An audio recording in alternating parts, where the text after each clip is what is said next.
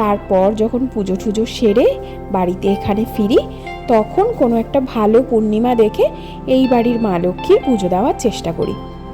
সেরকমই একটা ভালো পূর্ণিমা দেখে এই বাড়িতে পুজোর আয়োজন করেছিলাম। সকাল সকাল হাত ভরা শিউলি ফুল কুড়িয়েছি।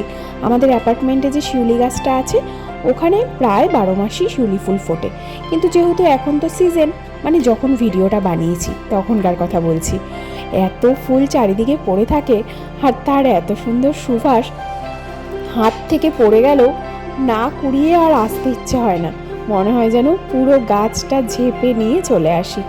আমার এমনিতেই ফুল ভীষণ ভালোবাসি, আর তার মধ্যে যদি হয় সেটা শিউলি ফুল।